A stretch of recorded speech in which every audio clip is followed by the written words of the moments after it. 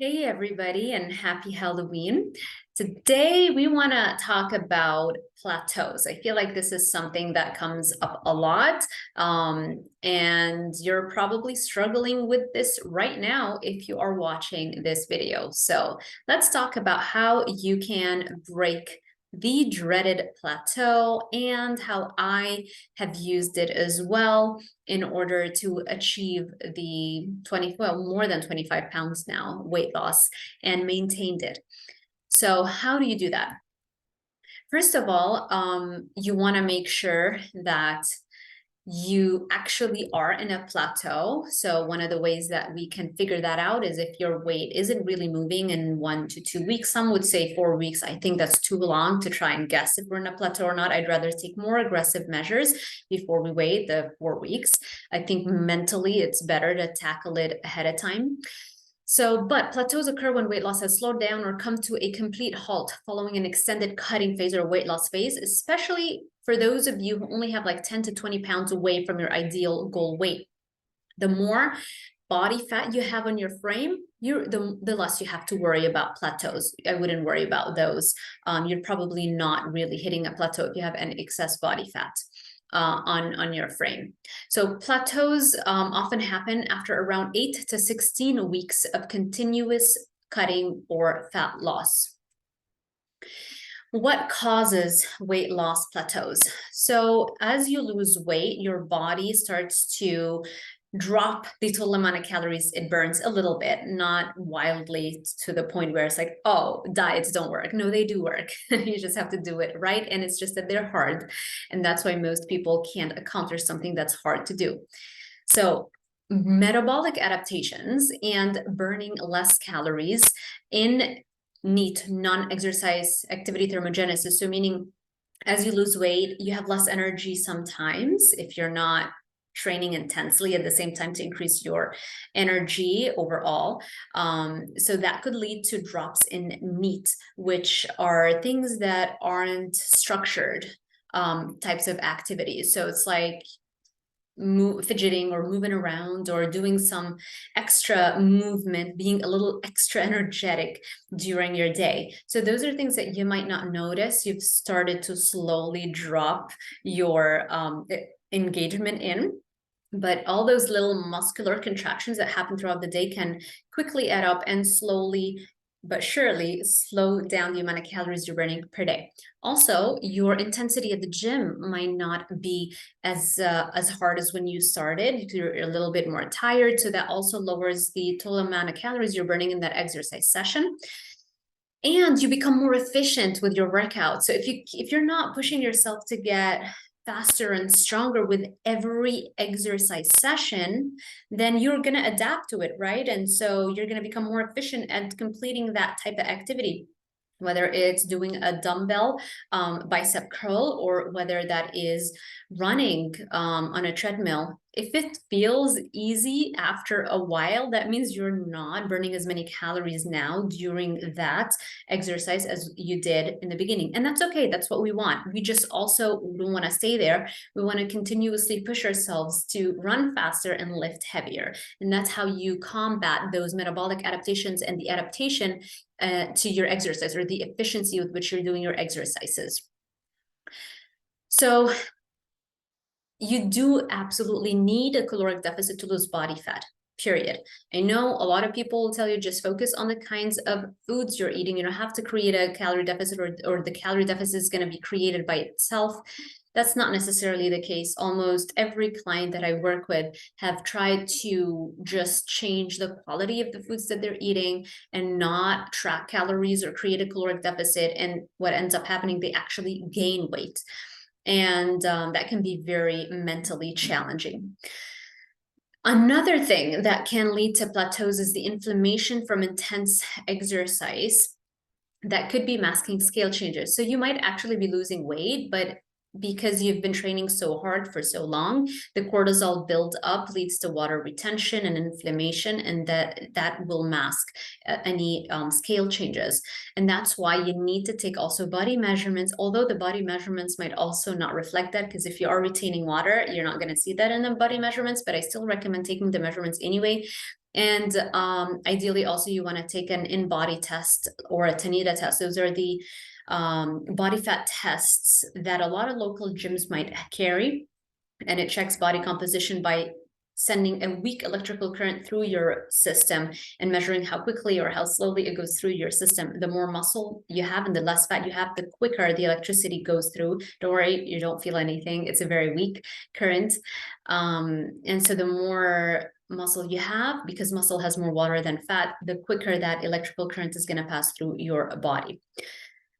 However, even if you do all those things, and it shows that you're not really dropping any body fat percentage points or any weight on the scale, then we know that we might have a case of inflammation and we need to address that. And so what do you do? First of all, the first thing I would do as somebody starts to plateau is create a larger caloric deficit. So if you've been doing a lot of bacon, maybe we can cut down on the bacon, focus on maybe a little bit more of leaner cuts of meat. So there's so many ways to do that. Focus on more whole foods to create a larger caloric deficit. Also, we can increase the amount and duration of exercises that we're doing. So training harder and increasing the intensity of your workouts can really supercharge that caloric burn and get the fat loss to start kicking in again. And training a bit longer as well, increasing step count, that's a big one. So a lot of the times when I start working with a client, I might not have to bombard them with everything at once. We'll just do, just cardio and weight training and the diet. And I don't have to tell them also to do the steps at that point. A lot of the times in the beginning, it's very easy. You just need a little stimulus and it works. Eventually, we need to also do the step count. There is no fitness model, fitness athlete on the planet that doesn't also, for the most part, there are always those people that we're so jealous of, but for the most part, they all also increase caloric burn dramatically with step counts, at least 10,000 steps a day, which correlates to 5 miles. Every 2,000 steps is the equivalent of walking 1 mile. I don't do that. I do the desk bike, but it's the same thing. I'm getting my steps by while also working at the same time on my, so like those are my steps. But when I go out sometimes, I like to take my Amazon Halo, which tracks my steps, and I also like to know how many steps I'm getting. Yeah, so the exercise component, the steps, and that background activity, increasing that and lowering the caloric intake. And the best way to lower the caloric intake is by dropping any processed foods that we're still consuming, in focusing more on whole foods, and dropping the amount of fat that we're eating. So instead of eating a ribeye steak that for the amount of calories it gives you because it's so high in fat and not as much volume, then we can have some other leaner cuts of meat. And we can also do a refeed meal. I'll talk about that in a second. You just want to make sure that refeed meal isn't as addictive, because you don't want to break that momentum and make it harder the next day to go back to eating what you're supposed to be eating. And finally, a diet break, which is really my favorite method. Okay, a refeed meal. This is probably my least favorite approach, but it could be helpful. So this is one controlled meal that brings your total caloric intake of the day to 30% higher than your caloric burn for the day. So you just, whatever you're burning in terms of calories for the day, you eat 30% more. And what that does is that it boosts leptin production. Leptin is the appetite suppressing hormone. And not only that, it also boosts your metabolism at the same time. And so both of those things lead to a cascade of hormonal adaptations that kickstarts the fat loss phase again. However, I don't think that one refeed meal, if we really have diet fatigue and inflammation buildup, sometimes that one refeed meal might not be enough. But we can try that out if it's just too soon to start a diet break.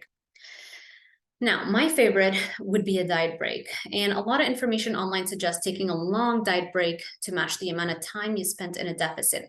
While that might be true for somebody who is insanely lean, competitively lean, like they just stopped a competition season, that might be true for them. For most people, I think That's not necessary. I think what you need for most people is just 3 days to a week maximum of a diet break. And honestly, the best way to know that is to just measure your scale. You will see from after the first day on a diet break, if you were stalling with your weight, you'll see after the first day of a diet break, most of the time what I see is like drops in weight. And then if it continues the next day, the dropping in weight, I'll add one more day of diet break and it keeps dropping. I'll keep adding days until it stops dropping. And that's when the diet break ends. So 3 days to a week of a diet break where, what's a diet break? You're not in a caloric deficit. You can still work out. You don't have to, but you could do a little bit of low level intensity, like walking maybe or things like that, but don't go intensely because the whole idea is to kind of drop the inflammation and recover. And at the same time, allow the hormonal adaptations to the weight loss to reverse. So that should be enough to kickstart weight loss back again. Now, another thing that you would want to pay attention to is whether or not you're closely measuring and tracking your food. People, well, not everybody that I've ever worked with, for the most part, has wildly underestimated the caloric content of foods. My students, they do that. Most people that I hear talking about, caloric content of foods is just all over me. I always notice people are wildly underestimating the caloric content of foods. And that's because most websites and calorie tracking apps have inaccurate listings of caloric content. So it's kind of difficult for people to know where to get that information from. So a little tip, go to Food Central. This is the USDA's database that tracks all of the data ever published on food, caloric content. But even with that, like I should probably do a tutorial on that because even on Food Central, there are certain databases that you don't want to go to that aren't as credible. So, the idea of not knowing how many calories you're eating can be very frustrating for those trying to achieve a fitness goal. Most people, when they do studies, they see that they underestimate by like 30 to 50% the amount of calories that they're ingesting.